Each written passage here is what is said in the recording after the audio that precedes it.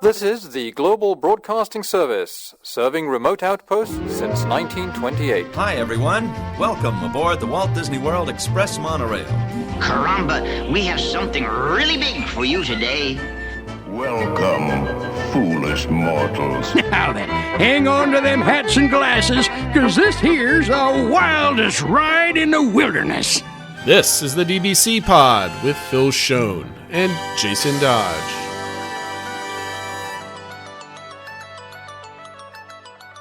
Hey everybody, welcome to this week's pod. This is the week in review of October 16th. And you waved again. Do we second week in a row. Should I keep the wave? No, it's very personal. I just catches me off guard. I'm going through my spiel and I see like, hey, I'm like, are we waving show right now? This is fine. I just want to know where we're sitting. All right, take a vote. Yeah, we've got an interesting week. I mean, I say this every single show. It's an interesting show. This is more of a rumors-based show, I think, because we're going to be reviewing the Hollywood Reporter article that popped out. Was it a week ago? Last week? Yeah, like a week and a half ago? Yeah. Something like that. It talks all about Iger and Chapek and all the other BS that kind of goes along with that, and corporate boardroom millionaire fights and stuff like this. So anyway, it kind of pertains to Disney, obviously, because these are people in charge. But other than that, we're going to some typical news, not a heavy news week, a lot of kind of announcements and stuff like that. So we're going to catch you up on everything that's going on this week at Disney. But first, we want to bring the DCI for this week. We're up to 75.07%. And the reason because of this is a lot of stuff that's in the news. A lot of entertainment coming back, a lot of places to eat, and some events that should be really cool. I'm not going to go over them because I think you're going to go over all of these in the news, so not to preempt you at all. And let's just get right into it. What is the news this week, Phil? Yeah, well, I think the biggest news of the week was that the DBC podcast hit 10,000 downloads. Oh, yes, sir. That is actually the highest level that they'll notify us on Buzzsprout. So we're good. That pinnacle, I guess. Can we be a patting ourselves on the back podcast instead of a waving podcast? I mean, like oh yeah, oh, that'll be our thing. We appreciate all your support, guys, out there, and thank you very much. I think little by little we get a little bit better. We're very close to our target subscriber count on YouTube to get that personalized URL. So we appreciate that. How we do? I haven't checked in a few days. So have you looked, Phil? We're at 89. So we're getting close. So 11 more. Definitely having the giveaway helped out, and we are continuing that giveaway. I think if you comment on this week's video, that'll get you an extra entry into the giveaway. So I know. I didn't gamifying it to Jason, but yeah. So we're very close. Please tell your friends to subscribe and to comment, and they can help. Please. That'd be another entry for you if one of your friends subscribe. Share on Facebook or whatever other social media platforms you've got out there. We appreciate that.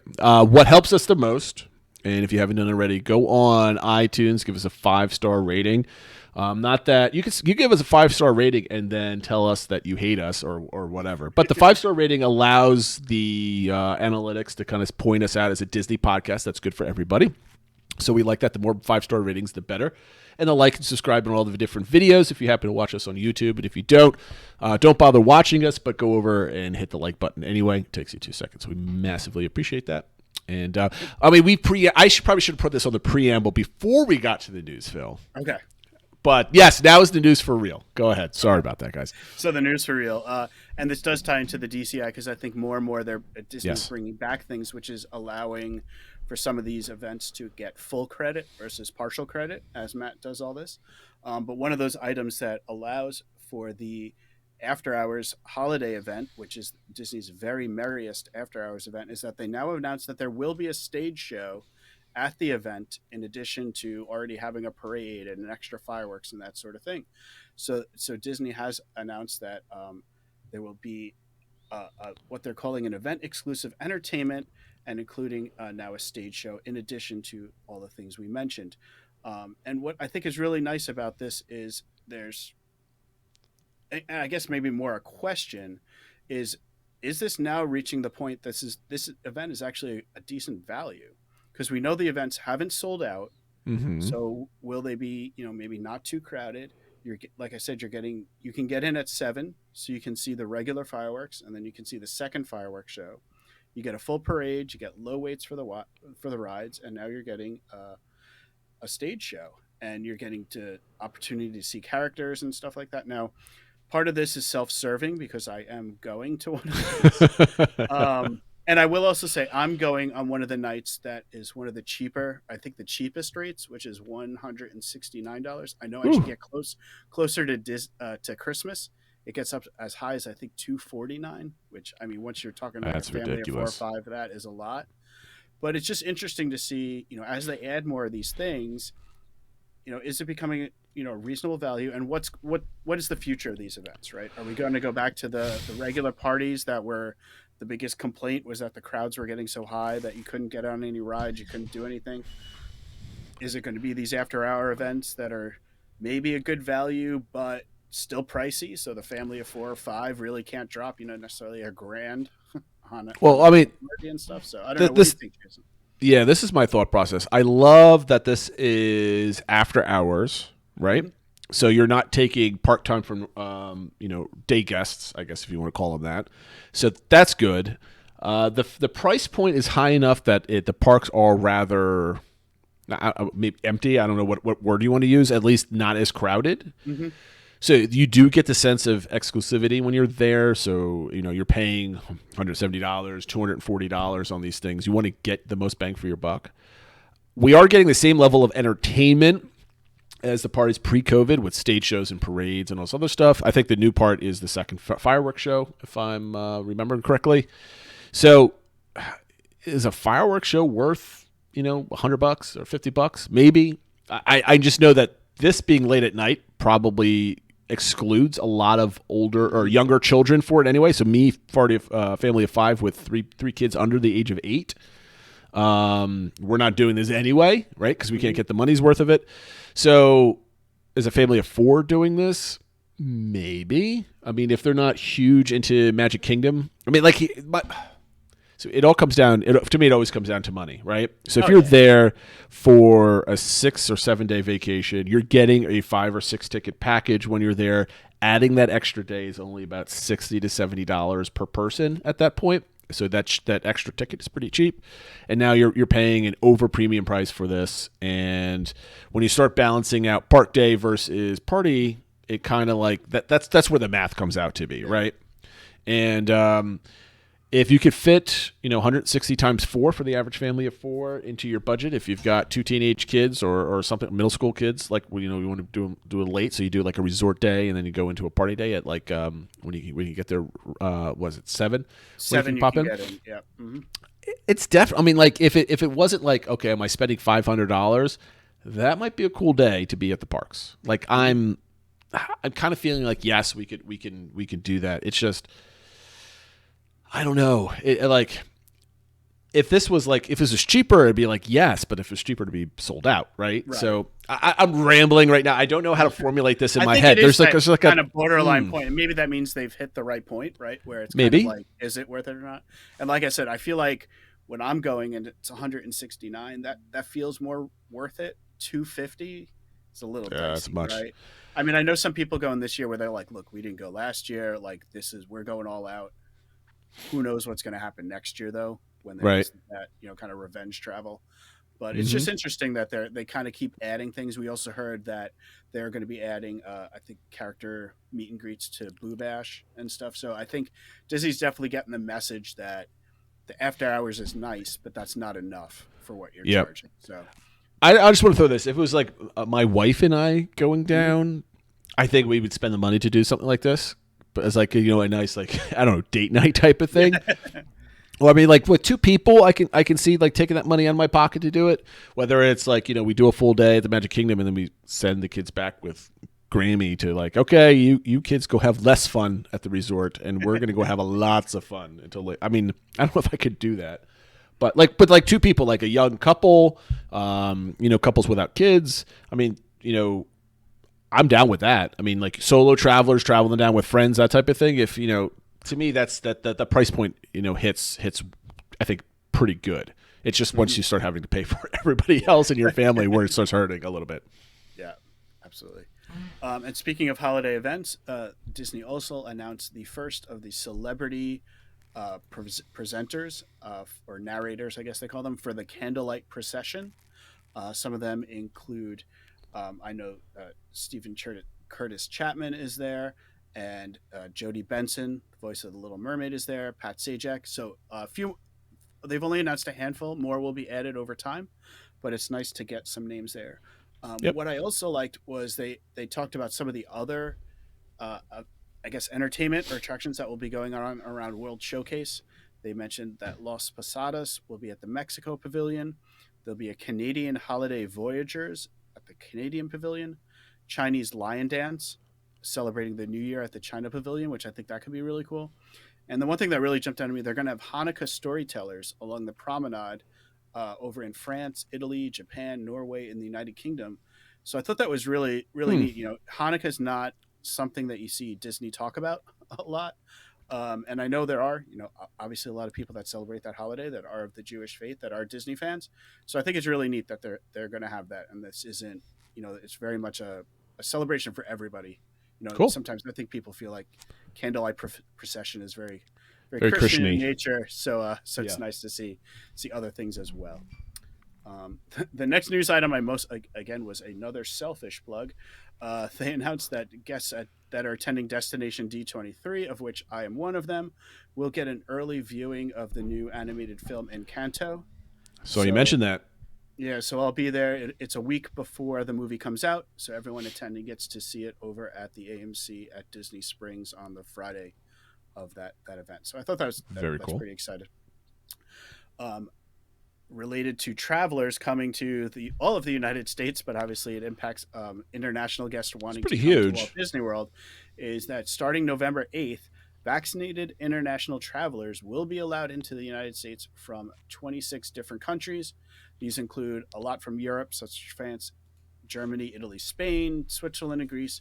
It also includes Great Britain, Ireland, as well as China, India, South Africa, Iran, and Brazil. So we know that's a lot of Disney fans in those areas have been itching to get back here and get to Walt Disney World. So, you know, it'll be interesting to see how they come. Are they all ready to come and itching to get here? And, you know, is that going to raise crowds and stuff like that for the holidays? I guess we'll see. But it's, you know, we have a lot of friends from around the world that have, you know, as soon as it drops, we're getting there. So this is really why big news. This is why this is a bad thing. Okay. Ready? Disney is not ready to accept the multitude of people that are going to be coming to the parks. It has nothing to do with, you know, international travelers or COVID or anything else like this. It's just like they have very little capacity at the hotels. They're slowly opening those up. Everything around there is just not working at full steam, and now they're introducing so many people. Now, the caveat to this is, are they going to get some of those international students back that are going to be working at Disney? They're going to help out at Epcot. Does that mean that the exchange program and all the other stuff comes back? Does that help out a little bit? I don't know, but you're going to. I think what's going to happen is like those shorter days or those less busy days are no longer, because now you're putting all those international guests back into the parks. Right. Now, are international travelers just ready to kind of just stampede and go to Disney? I think yes. I mean, here in the U.S., we were, right? Everybody's ready to go back in the parks. It's definitely a certain group for certain is really ready to go. So what does that mean? 1,000, 2,000 guests a day heading to Magic Kingdom that are international travelers? I mean, there's a huge percentage of international travelers every single day at the parks pre-COVID. And even that percentage is going to be noticeable at the parks. And I hope everybody travels safe and takes precautions and respects everybody's space and local governing and all that other rules and stuff like that. I think if there's going to be any kind of craziness, it would have been us bunch of Americans yelling at everybody about mask mandates, right? So, but no, I welcome this because it's just going to make everything, make Disney start ramping things up a bit more, because if they're going to see an increase in XYZ, then they're going to have to start hiring more people faster or differently or raise the price. I don't know, but they're going to have to start doing something if the parks are going to be at 20% more busy throughout the day, at least starting in the mornings. So that's my rant. Yep. And the last news item I have, I'm bucketing together a bunch of things related to sort of park openings or reopenings and rumors. One of them that I forgot to put in the show notes, but Port Orleans opened up just the other day. So that is more hotel capacity, although I understand a lot of the hotels are not running at 100%, but still, another hotel open, including the boats taking people down to Disney Springs, which I think is good, helps out Disney Springs and something else for people to do. So hopefully some of these resorts that have extra like kind of wings and buildings, as these international guests and other people start coming back, they can just open up. Yep. We mentioned before that Yeehaw Bob was going to be returning. We did not mention that before. Oh, we didn't mention that. No, I didn't mention anything. I didn't mention anything. Okay, I thought we said last week that he was going to be coming back. Oh, last week, yes. Not today in this podcast. Yeah. Sorry. So he did come back with the opening of Port Orleans Riverside. One thing that was interesting, though, was he was told not to do sing-along songs, which at first was kind of like, really? Are we restricting that? But when you think about it, it's an indoor space. Everyone's pretty close together. Its food is being served there, so people aren't wearing masks and stuff like that. So you can kind of understand not wanting to have people kind of singing in each other's faces.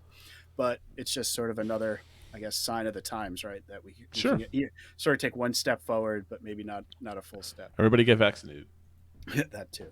Also on the boardwalk, Jelly Rolls and Atlantic Dance Hall has reopened, although I don't know how many people actually go to Atlantic Dance Hall, but still it is open. But Jelly Rolls I know is really, really popular. A lot of people are looking forward to that coming back, and just bringing more life to the boardwalk area is wonderful. And kind of some just sort of rumors and reports about things that might be coming. Tron ride vehicles have arrived on site. So I think this is big news. Now, this doesn't mean the ride's going to open imminent or anything like that. My understanding is the Guardians ride vehicles have been on site for a while. But still, it's, we're seeing a lot of work. When I was there a couple weeks ago, it was really jumping the construction site. Like they were working on that to get it done. I think the outside is to get it done quicker, but they are working on it. I think they're working on the outside, the entryway to the oh gosh, I can't remember the name of the vehicle or the spaceship that's going to be in the front of it. Over at Guardians, it's the because it's the galactic representation from Xandar. I think Xandar, yes, it's going to be like it's a play on the different neighborhoods in Epcot. Yeah. It's like I forget what they're going to call it. And anyway, they're starting to work on that. I've seen some pictures of that going on. There's a bunch of different reports last week on Twitter and social media about people getting to see the inside of that building and getting some previews of that. And people are going, wow, this thing, it's all done except for the screen work that you have to do for all the filming that James Gunn has to do for the ride. So I think that's basically what's mostly. Just a lot of speculation now, too. I think about when will each of these open up, what parts of next year. And, they did report that Guardians will open in 2022, but when and when Tron. If I had to guess, it's beginning of Q2 next year. That's my guess. Yeah, I assume one will open in first half and one will open in second half of next year, but I guess we'll see.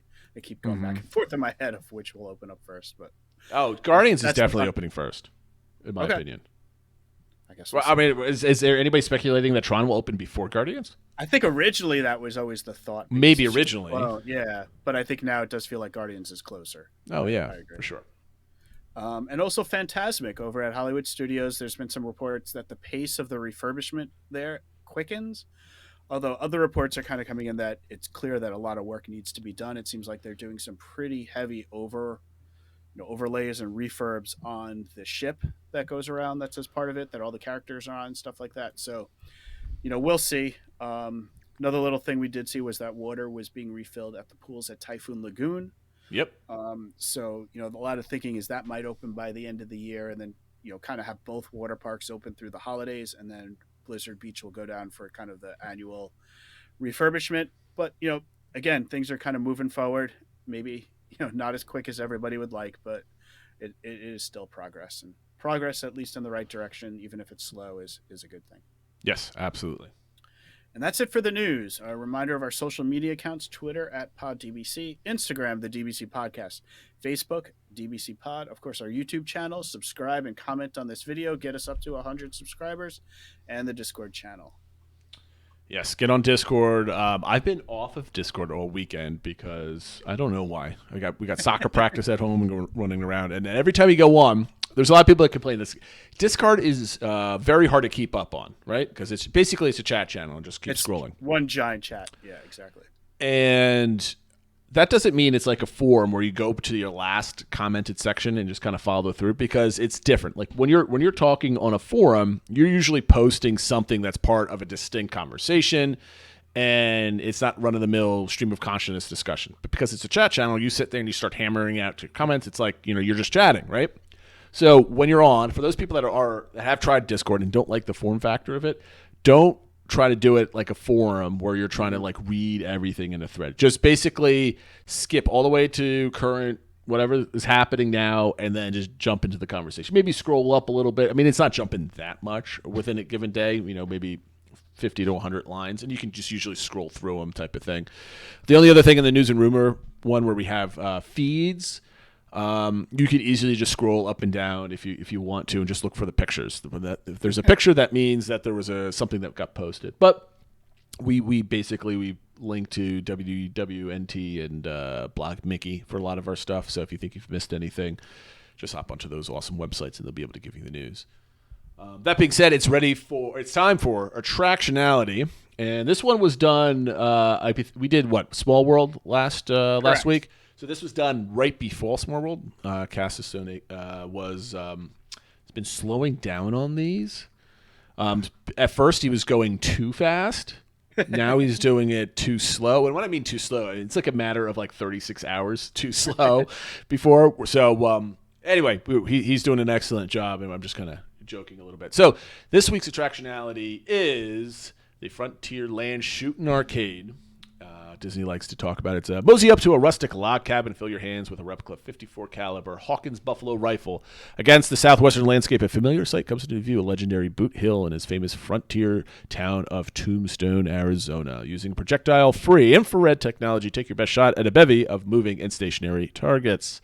The dusty setting provides a picture-perfect backdrop to test your marksmanship. Now, this just opened, and it also was just announced that it's going to close.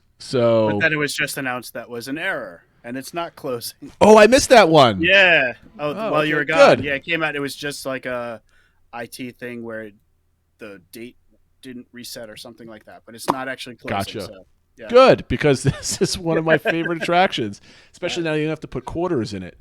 So let's take a few That's what here. Everyone was joking. That's why it was closing, because it's not taking in any money now. Bob Chapek heard it was going to be for free and said, "Nope, we're not doing that." So you can see on my screen, if you're watching it on YouTube, you can see what I scored this whole thing, and I kind of did it almost facetiously because I thought it was funny. But question one to you, Phil, is how much do you like the concept of this attraction? So I will preface all of my answers that I had a lot of mixed feelings for this, because I have some nostalgia. I remember doing this with my dad, who's no longer with us. Mm-hmm. And so you kind of have all those memories coming by, but then at the same time, it's not something we actively seek out. So I tried to think more, kind of take out those emotions and just think more concretely about it, going forward. How much do we like this concept? And I think the concept's a good one. It certainly fits the area. It's something fun. It's something different. Just don't skip to question two, Phil. Okay. Well, the concept, so a target shoot game with a frontier theme. Yes. So talk about the theme.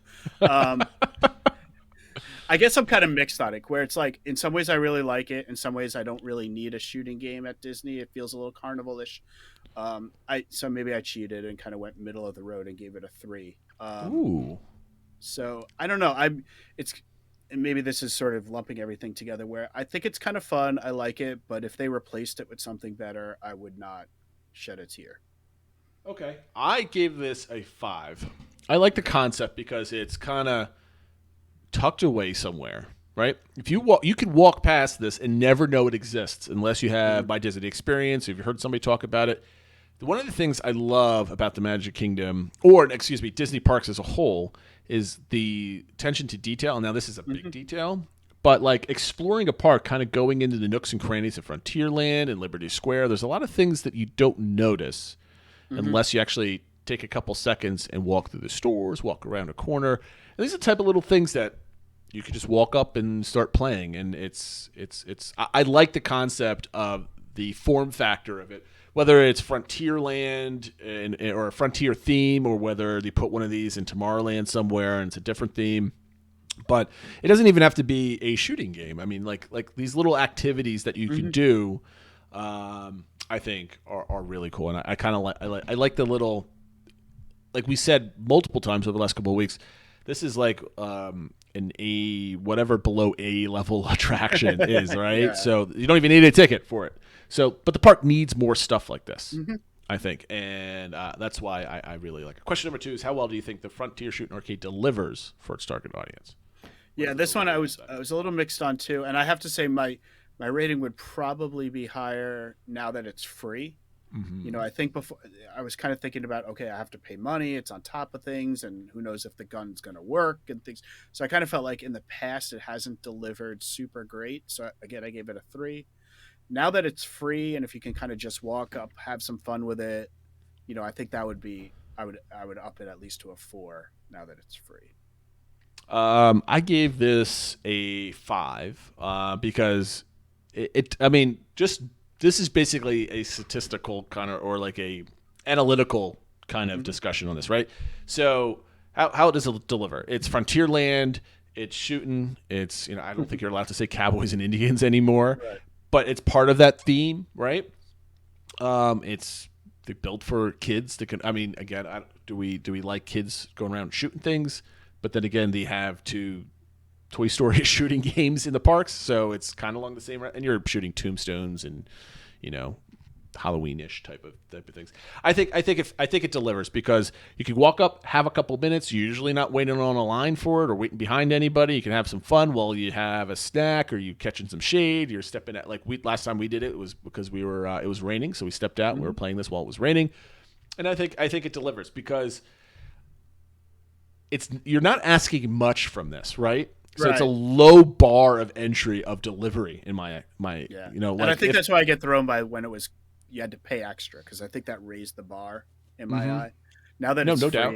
I think you're right. Like if you could just walk up, do it for free, have some fun, then I think it definitely delivers on that. The score was 4.35 was the average for this one. So question number 3, how much do you personally enjoy the Frontier Shooting Arcade, Phil? I think I was the only 5 on this one. Yeah, it looks like it. I was the only 2.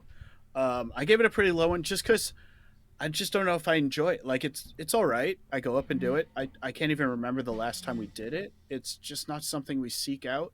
And maybe I was kind of challenging myself not to give everything a 3 or 4 or whatever. No, you should. But you know, like I said, if they replace this with something else, I wouldn't be upset. But I do agree with you that things like this, these A-level ticket type things, are great, and we need more of them in the park. So I certainly don't want it to go away for nothing and become like a store or something like that. Right. Because we need more stores. Yeah, right? exactly. Magic But Kingdom. but at the same time, for me to say like you know, I love it and it's something I have to do, would be disingenuous too.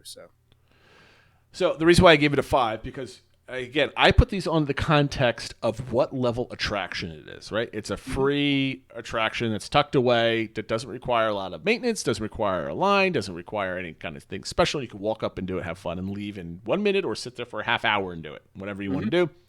So I like that, given that context. And I had fun with my son. We were playing around with it, and, you know, like everything else, I'm shading it with my own bias and my, you know, personal enjoyment with my kids. Is it something that we did the last time we went down, when we did our like little quick 2-day jaunt down there? No, I think it was closed actually when we went down there. But like, I don't think I realized it was closed because I wasn't thinking about it at all. It's like I'm like you, like I don't search. I'm like, we need to do Frontier Shooting Arcade every single time we go down there, but.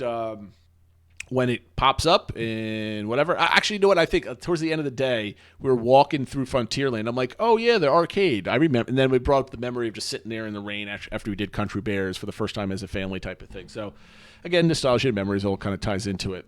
Last question. Actually, personal enjoyment, it was one of the lowest scores, I see, 2.95 for personal enjoyment. Last question is, how well do you think Frontier Shooting Arcade fits into Frontierland and the Magic Kingdom? So I'm going to ask you twice, even though we voted the same question here. How much do you think it fits into Frontierland as a whole? So Frontierland, I mean, I think the concept of thinking about when people were on the frontier and moving west and had to protect their homesteads and stuff like that, it's hard to think of something that would fit more than that. So I think, I guess if I was thinking just Frontierland, I would probably give it a 5. So I give it a 5 too, because I think it fits perfectly within Frontierland. It's, you know, your cowboy with your rifle and your shooting stuff. I mean, that's what Frontierland was. Everybody wanted to be Davy Crockett when they built Frontierland type of thing. So it fits it perfectly. And I'll go first on this one. So Magic Kingdom, how well do I think it fits into Magic Kingdom? I think it doesn't fit very well because in today's age, right? Exactly. Shooting a rifle. Even you're shooting tombstones and crows It's still and stuff kind of like that. a realistically look, like you were comparing it to Toy Story or Buzz. I mean, those are space lasers and stuff like that, or right? just like shooting, slingshots or something like that. Like this is a much more realistic looking thing you're holding when shooting something. So that's the only. I'm not that I'm uncomfortable with it, but it's just like the way Disney's going. This was probably not long for the park. Mm-hmm. I would say if I had to guess, within 5 years this is gone or closed down. Yeah. If I had to guess, that's just me. I didn't have a follow-up question for this one because it's so simple. My only other question is, I guess, what would you put in its space? I'll give you two questions. You can only answer one of them, whatever you can think of. What would you either replace with this space, or what is another similar type of attraction that you put somewhere else in the park, anywhere else in Magic Kingdom? Oh, that's an interesting one. Yeah, I feel like I know you mentioned Tomorrowland, and I guess we have Buzz there, so maybe you don't need it there. But something sort of futuristic where, they could use some cool technology with sort of like the 2.5D stuff, where you're kind of maybe not shooting something, but somehow interacting with like a background and things like that. I think, for lack of a better word, something that comes to mind is like how they have Mr. Potato Head animatronic that you can kind of interact with, where you yell like "take your ear out" and he'll do it. Something like that in Tomorrowland, I think could be really cool, whether it's with an alien or like an astronaut or something like that. I feel like they could do some cool interactive thing there that wouldn't take up a ton of space. But like you said, something you can duck out, get in some shade, have a drink, just have a little fun with it. That maybe isn't a shooting thing, but like a little interactive area, I think would fit into Tomorrowland.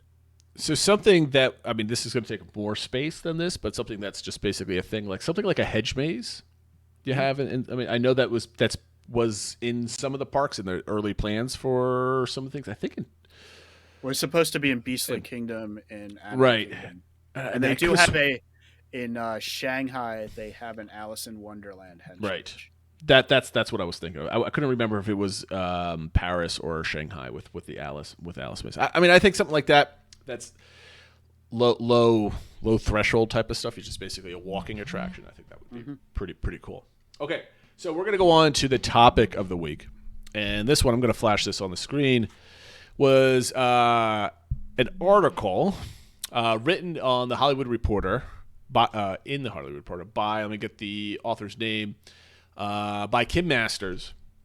And it was a detail that the byline of this was 18 months into the media's most consequential transition, Disney's respected ex-CEO lingers while the successor of Bob Chapek provides anxiety as he moves aggressively to reshape the Magic Kingdom. So we paired this up with another announcement that 14 years veteran of Imagineering, Kevin Lively, is leaving because they are now moving the offices to Florida instead of California. So a lot of people that couldn't make the move are now being forced to either quit or find something else. Mm-hmm. So I don't know where you want to start with this, Phil. We kind of let this blank because I felt like this is a cool topic to kind of meander through because there's, I am not an expert on who works at Imagineering and who's part of the board and all the underlings and sub directors and VPs of Disney. I know Bob Chapek, and that's basically, Josh D'Amaro, and then that's basically all I really know. And I recognize some of the other names, but I don't know who they are, right? Yeah. So where do we start with this? What was your first impression when this started kind of making its rounds? Well, my first impression with this and kind of combining it with the move and how that's impacting Imagineering and stuff is just sort of that, where do we find that right balance between creativity and business? If we think back through Disney's history, it seems like some of the best periods were when they had a very creative person as sort of the number one, and then very closely behind them was a more financially minded person, right? Whether it was Walt Disney with his brother Roy, right there to make all the numbers work, but let him do his creative stuff, or when we had Michael Eisner, but with Frank Wells there, to sort of again make all the business decisions, but let Michael have his creativity. And you kind of had, Bob Iger sort of did a little bit of both, but he had some key people that worked for him. Um, I looked a lot at some of the comments that Bob said at the last sort of, I guess, leadership offsite that they did at Alani, where he was saying, let's not go too far into data. You got to value your instincts over the data and stuff like that. And then it feels like Bob Chapek is too into the data. And how do we find that right balance, right? Because I'm trying to find time, where let me read the quote. Let me read the quote. Yeah. So this is in quotes in regards to Bob Iger. In a world and business that is awash with data, it is tempting to use that data to answer all of our questions, including creative questions, he said. I urge all of you not to do that. End quote. If Disney had relied too heavily on data, he noted the company might never have made big breakthrough movies like The Black Panther, Coco, Shanghai, and The Legend of the Ten Rings. Now, this is the first comment that was kind of bandied around, whether it's on the forums in WDW Magic or on Discord or anywhere else. A lot of people interpret this as like taking a pot shot from Iger to Bob Chapek. And Disney's infamous for all the boardroom shenanigans and stuff like that have been going on. That's been not exactly very public, but like very public to the people that you want. If you know where to look for it, it was very public, right? So, I'm not a big fan of Bob Chapek, but I'm giving him the benefit of the doubt at this point because he started at the beginning of the pandemic, poor guy, right? So he would have to make a lot of sacrifices, but he's done very well. I mean, the company itself is very strong coming out of the pandemic. I mean, granted, a lot of people don't like the price increases and all this other stuff, which he's famous for, but let's see where he goes with a lot of this stuff. So, but with Iger's comments, might never have made big breakthrough movies like Black Panther and Shang-Chi. Was Shang-Chi considered a breakthrough movie? I mean, that's the first thing that kind of I think it was viewed as taking me. A chance with like kind of having that Asian action star lead in a big movie. Really? I think it was viewed as sort of taking a chance that they haven't performed as well monetarily in the past.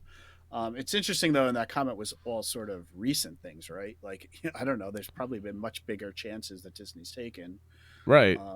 And even like thinking about the parks, sort of a counterpoint, Bob Chapek used to head up all the parks when I think it started before he took over, but like they spent $1 billion on each of the Galaxy's Edges. Like, I mean that's huge. That's a huge chance. I mean, he's spending the money, like he views where the money should go differently than some. And, I certainly feel like more should go to entertainment than maybe he does, but like, he's not afraid to spend money where he thinks the return is.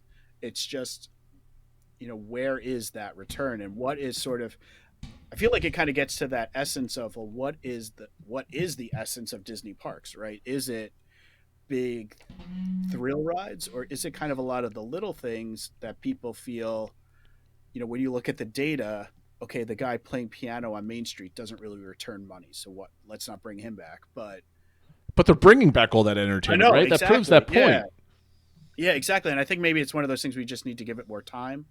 I know that article was talking a lot. It is the Hollywood Reporter, so it was talking a lot about movies. And there's some investors that are really pushing them to just put everything on streaming and not worry about like releasing in theaters. And then our directors and movie stars going to want to do that if they're not going to get their return that in the before we get to the stream model. Yeah. Oh, sorry. Before we get to the streaming stuff, I want to go back to the park investment, right? So everybody wants to hate on Bob Chapek because he's not investing enough in the parks.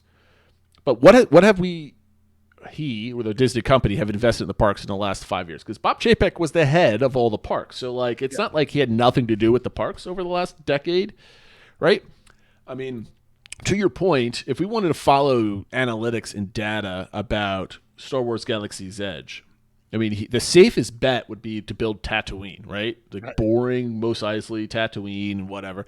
And arguably, that might have been a better choice. But he decided to go in another direction and create a space that no one knows, but to kind of give it a blank canvas. I mean, the argument, if you're sitting in a design room, I mean, you don't know how successful or not successful the new trilogy was going to be, and you're designing this all out, I mean, that's kind of a bold direction to go to. I mean, you're not using data to say, let's build an entirely different thing within Star Wars, right? So And that was okay. That had to go through Bob Chapek to get to Bob Iger's desk, right? It was up to Bob Iger, right? But Chapek had to be involved in that for sure. Right. And he's just not sitting there going, I don't have anything to say. I have just an expensive job at, parks. So I wanted to put on in that regard. Now go to streaming. There's a whole portion of this article where everybody's afraid that Iger, because he's a massively creative person apparently, even though he came from like ABC and kind of, like standard kind of entertainment type of thing. He's a very Hollywood guy, right? Connections with all those type of people. Well, I think that's the big thing. He's very standard, right? He's the way deals he's not scary. Have traditionally been done, right? Yep. With all these upfronts, and when the box office is huge, all the stars and directors make a lot of money, and they're worried that's going to go away. Yeah, so it goes down to, we had this conversation when Soul came out, and then Luca came out, where the people at Pixar are pissed off that the show's going right to streaming, and they're like, "What? Oh, we wanted this to go to the movies and all this other stuff." And I'm going to tell you right now, if Soul released in the movies, it would have been probably a dud. Even though it won a lot of awards, I don't think it would have been like crazy popular like Cars or Toy Story 4 or anything else. Like, it would have done okay in the movies. I don't think it would have been like, a bomb, but it wouldn't have been like, here's this most amazing acclaimed movie that's coming out from Pixar, right? Like how well did oh gosh, what was the movie that came out before that with the adventure and the two brothers? Onward. Like, that didn't do very well. Well, it had a couple weeks and then the pandemic hit, so it's hard to judge. But yeah, it didn't hit. Yeah. And the same thing with Luca. Luca was a great movie. Our family loved it. I think it was beautiful, well put together, everything else like that. But when I watched that didn't seem like a movie theater movie. Would you have spent money to go see that in the theaters? Probably not. I don't know. Unless you had nothing to do, and that was kind of like, what are we going to go see? Let's go to the movies. Or whatever. Exactly. Yeah, it would have been right. But that's not like I need to go see it. Like, you're not, circling like a date, like a Marvel movie. Like, we're going to see the movies for this type of thing, right? Like, I did that for Toy Story. I've done that for almost every Disney Studios film, like Moana and Frozen 2, and all. I did that, but those movies didn't appeal to me. And that's just my opinion, obviously. In any case, is it maybe a case that Bob Chapek thought, like, okay, these movies aren't going to gross that much more money, but if we put these premiere on Disney Plus, it's just going to bolster the streaming service more and give it more content and make it feel more, rather than a quote-unquote dumping ground that like Netflix is type of thing, we're going to premiere some really good high production type of material for it. And I think that's what he was going for, right, on that. And I think it's just the sort of the mindset shift, right? Like, and that's what a lot of these investors are getting at, that streaming is the future.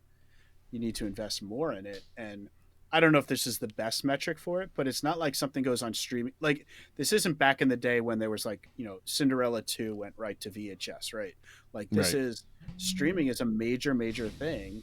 And, if we're looking at the latest fireworks show at Magic Kingdom, Soul, Onward, and Luca were all featured. Yeah. Right.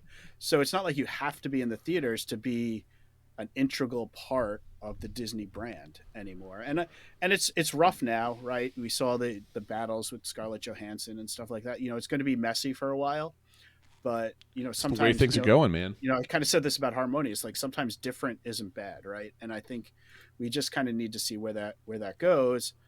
And what does it mean for the creative people around Bob? If we don't think Bob Chapek is the most creative person, is he keeping creative people around there? And I think that's when people get worried about these moves, like moving to Lake Nona and we're losing all these Imagineers. It's like, okay, so the person at top is focused on the bottom line, whether he is or isn't. We're losing all these great minds to create things.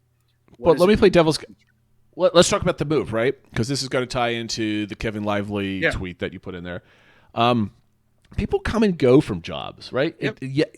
Okay, you're an Imagineer. I don't know this guy. I don't know what he's worked on. I don't know. Like I said, he's pretty out in front, and he was kind of like a face to Imagineering for a while. He was really active on Twitter and stuff like that. I recognize his face, and I don't follow him or. He was very involved in the redo of the Jungle Cruise ride and some. Oh yes, and now that I know, I do. That's where I recognize his face from. Yeah, so I think he's kind of just one of the faces, for lack of a better word, sort of the faces of Imagineering. So for that to kind of be like, well, we're not going to make any allowances for him and continue, in 2021, why can't he work from California and that sort of thing. So I think that kind of got people a little worried. I do see. Look, this is what doesn't worry me, right? Yeah, there's going to be, when you have a massive change in a corporate structure, you're going to lose some people, and that's perfectly fine. Just because you've worked there for 14 years and you were on a lot of social media, clips, whether it's from his own personal Twitter or from like a produced thing from Disney, doesn't mean that you're good at your job. I'm pretty sure he was phenomenal at his job, right? Like it's I'm not saying he was bad, but like he's not the only Imagineer that's out there. I mean, there could be far more talented people than him, let's say, or equally talented people that are moving to Florida that are going to step up and take his place, right? So, I mean, let's not be drastic. Like, oh, the sky is falling here. I mean, turnover in any organization is very good. I mean, I've worked for some organizations where the same people work there for 30, 40 years. And it's stale, and it's like things don't change. So you need shuffle on this. And I think the move to Disney World, or excuse me, Florida, is a long time coming for Imagineering, right? You've got your world capital in parks, right, in Walt Disney World.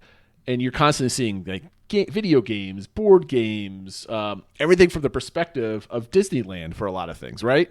And people around the world don't know Disneyland. They know Walt Disney World because that's where they go, right? Disneyland's not called the largest regional park for nothing, right? It's still regional. And moving to those facilities, they can grow and go through things. And in the end of the day, they're creative and they're engineering types. They don't need to be in California. They don't need to be in front of the camera. They just need to hopefully be given the space to be creative and given the license to do that.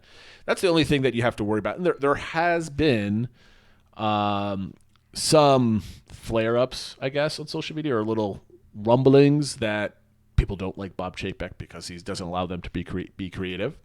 But here you got it. I'll because I don't know, like, right? I don't never talk to any of these people or anything else like that. But you can say, like, whenever there's a new boss in town, and if you didn't like him because you had a conversation or a meeting with him, and he's kind of, you butt heads with him, and now all of a sudden he's your boss, you're gonna feel disgruntled anyway. And it doesn't mean that you're a bad boss. It just means that you never got along with him, and that type of thing. So I think it's uninteresting to say, but I think you have to wait and see, right? Changes in these things. Yeah. And I think people tend to focus on the negative aspects of it, right? And like even recently it came out that, the headline was like, Bob Chapek says he's the decider or influencer for the idea for Harmonious. And if you look at the details, he was like, hey, maybe we should use Disney music in it. And it's like, that's his whole vision of making Epcot more Disney and that sort of thing, because any other park can do something without Disney music, right? Yep. But if you look at Harmonious as a whole, that's a huge chance they took on it, building all those barges. Like, that was not a safe call to do Harmonious. Like, yes, using Disney music maybe is, but a lot of the other elements are not. So I think people tend to focus on the negative of it, and I'm not saying he's perfect or anything like that, but let's give him a fair shake and kind of see where things go, and hopefully, like you said, new creative talent can rise up, and we'll have some new voices. You got to realize the timetable for a lot of these things as a CEO. Like Disney, as much as people want to deride Wall Street at picking about like quarterly results, short-term thinking, that type of thing, the people at Disney are thinking 10 to 30 years in advance. Like, this ride has to be here for 30 years to make its return on investment. We know that we want to do this over the next 10 years. I mean, things change drastically, but like you have to cycle through probably up until maybe a year or two from now, all of the things that Iger had his fingerprints on are going to slowly cycle out, and it's going to be a lot of the things that Bob Chapek has his fingerprints on. I mean, in the article, it says about how, this is very shaded, throwing a lot of shade at Bob Chapek in this article, because it's like, oh, he's replacing all of Iger's lieutenants. Oh, he's put his own brand on things. I thought it was a little negative. I mean, of course he's going to do that. Like, you're instilled at the head of the largest entertainment company in the world. And of course, you're going to put the people you trust in positions, because they mentioned a couple other people that have left and are like, oh, where are we going to? Like, these people, what was the gentleman that was head of Disney Studios that was retiring? Oh, Horn, right? Alan Horn. Right, Horn. I mean, not to criticize it, but his track record of Disney Studios isn't like the best, right? It's not bad. I don't want to sound ageist or anything, but he's 78. Like, yeah, like maybe some fresh blood won't be the worst thing. Fresh blood's always good. Right? It's always good. So, I mean, to kind of wrap up this whole discussion on this, there's going to be tons of things that you'll see online. People are hating Bob Chapek because he instilled $25 parking fees at all the hotels, even though every single other hotel does it. You're going to see a lot of hate for Bob Chapek for raising the price on tickets, even though everybody else is raising prices on tickets. You're going to see comments on how Chapek and Disney Company, I mean, Iger probably had a lot to do with firing 28,000 park employees at the beginning of the pandemic rather than keeping them on type of thing. I mean, who wasn't doing that? No, I mean, you got to, I mean, like you read about that now, it's like, oh, Disney could have easily afforded, but Disney was like, we might be closing these parks for like 2 years, right? Like, and they did they furloughed them. They still got a lot of benefits and all this other stuff. For a while, at least, sure, yeah. Yeah, but like, no company... And they had to float a lot of capital to pay. I mean, they had to do a lot of creative financial things. I mean, they're a big company. They probably weren't going out of business or anything like that, but it could have turned really ugly for them. Yeah. Like, I mean, a lot of people like to play hindsight is 2020 type of crap when they start talking about COVID. I'm not getting into. People had a comment where they don't like us talking about COVID, and I agree because we started off not talking about COVID, so we won't do that. But just put yourself in his position or Disney's position with a lot of this stuff that they hate on type of thing. And you know what? Park ops type of stuff changes. Now, we'll see as hopefully next year, as things get closer back to normal than possible, let's see where they take a lot of these things. I think one of the positive things were these nighttime ticketed events. They're extremely popular, and people that actually spend the money to go to these parties are actually getting their value out of it with low wait times and kind of awesome things that they get to do. So let's see. Once Tron and Guardians are out, let's see, and we'll probably get a taste of this at the next D23 event. It's probably next summer, I think, is the next big one out in California. Yeah, Destination D23 is in November, and then the next D23 convention in California is next September. Right. So I think we'll get a lot of previews of like the next kind of 4 years of Disney at that. So I think hold your judgment. I mean, you could judge. Go ahead. I mean, like, we judge every single week. We're not going to tell you not to judge, but like, hold your like final judgment, I guess. Yeah. And you can kind of see as we're going to look past COVID back to closer peak operation, that type of thing, and then we'll see where they're investing in the parks. If it's like a big nothing burger with Epic Universe coming out, then you could start saying, okay, Disney's just kind of not doing anything. But we'll see. We'll see. I think that's fair. I think just. Call out things that need to be called out. Like you said, judge where it's appropriate, but don't go into everything negative, like wanting to hate everything. And don't get me wrong, I hate what Disney's doing with a lot of the resort prices and the hotel costs. I think it's absolutely ridiculous. I don't think the hotels are worth the money that you put them in at all. And we had that conversation a couple of weeks ago about staying on site or versus off site. That is probably going to be the most important conversation you're going to be having for the next 2 years of Disney until we start seeing what the discounts look like and all the other packages that they might put together. I think a lot of those prices have to do with the 50th and trying to get all the money it's worth. And then on the other side of this, we'll see what happens, especially with inflationary pressures and all this other stuff. We'll see. Okay. Do it. I think we got off our soapbox with that one. Yeah, I think so. Yeah. All right. I mean, we could go on and go into individual things, but it gets nitpicky and it's kind of boring, and it's just like it's definitely interesting to follow as Iger finally exits and Chapek finally, it's definitely an interesting time for the company for sure. Yeah, it's definitely going to take him a solid year or two to be comfortable as CEO, and I'm going to be really interested in seeing what his first major acquisition investment is going to be, because right now he's running Disney Plus right? So that's just going to be, let's keep that going. Is it going to be, or is he going to be like Iger, or is he start buying up studios? Now, I don't think there's any left anyway.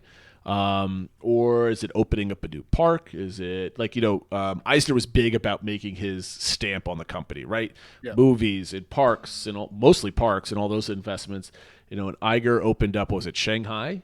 Yeah, Shanghai was his big thing, and the big thing with him was all the acquisitions of Marvel, and Fox, and everything. So what is so over the last 30 years since Eisner came on board, each CEO has left their mark, a huge mark on the company. And I'm very curious to see what Chapek's mark is going to be. Hopefully it's not a bad one, where he just leaves after 5 years because the parks kind of go down and, money's one. But I don't think that's going to be the case. Disney's too big of a juggernaut to kind of see, just because of internal things that they're doing wrong type of thing. If they can survive, and I'm going to throw this out there before we end, if Star Wars could survive the last 3 movies and pick it up with The Mandalorian, Ryan, this one's for you if you're listening. Last Jedi was a terrible movie. That being said, the future should be interesting. We'll find out next summer, I think, on that. Okay, so to wrap up the show, we're going to go to the DBC Recommends this week. Oh, and before we do that, next week I am not going to be on the show. You can kind of see I have Yogi Bear sweatshirt on. We're going to a little Halloween Jellystone camping trip type of thing. Should be a lot of fun. So Phil doesn't know what he's doing because I just told him about an hour ago. So you might see a Phil family special, maybe a solo show. He's got to think about what it is. So I'm going to be eager to see what that's all about, and I'm going to teach him how to do production on this. It's relatively easy, Phil. So don't worry. Okay. And I'll do the post production on it. So the episode might come out late. On Tuesday. That type of thing. That being said, okay, so DBC Recommends. We got 2 of them. I promised my wife that I would shill her Etsy shop. She's getting into making masks and other fabrics and stuff like that. But I told her, you need to bridge out into some Disney stuff because that's really big on Etsy, and we're a Disney family. So I'm going to show a quick picture here. So she's into making some Christmas wreaths. So I'm showing that up on the screen. And if Phil would put the link in the show notes, my wife will owe you a beer for when we get together. So if you're interested in that, her Etsy shop is Lovely Sewn by Cynthia. You can check out that and a lot of other masks that she's kind of filling up with a couple different Disney things. So we appreciate that. And then the Recommends, Phil, that you found this week was a really good one. I didn't know it existed, and I think it's really cool. So why don't you go ahead and... So it's another YouTube channel that's called Cliff Flicks. And it's actually, I was looking into the history. He started the channel and posting things like years ago, but it wasn't really much. It was kind of every little thing.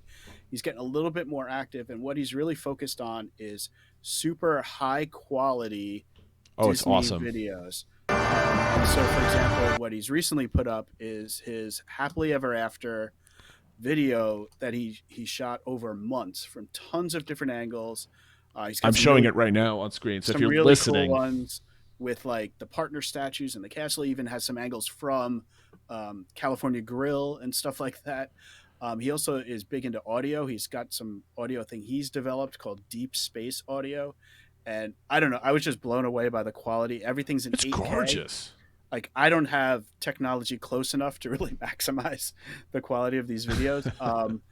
But it's just really awesome. It's better than anything I've seen Disney put up. Like, Disney really should probably just hire this guy to do their videos. Well, after our comments about the Parks blog video for Harmonious. We talked about this last week. I don't know if did we talk about this on the show last week, or was this just our chats after the show? I don't remember what it was. But watching, I think we did talk about the show. I mentioned we watched Craig's video from the Diz on Harmonious. I'm like, this show is amazing. And then go back to the Parks blog. I'm like, it's like zoomed in on the screen for like an hour. And I'm like, I don't know what's happening. I don't get it. So you're certainly going to have the link on the show notes, and you'll put it on social media. It is gorgeous. So if you've got like a 4K TV or something, the sound is amazing. I don't know how he got the sound on this so well from like just being in the parks. So it's if you're missing the parks, this is something they should just put on a loop in the background. Yeah, and so he doesn't have the latest ones because he does like all these. I'm assuming he's working on Enchantment and Harmonious. I can't wait to see those. He does have Illuminations up there and a few others.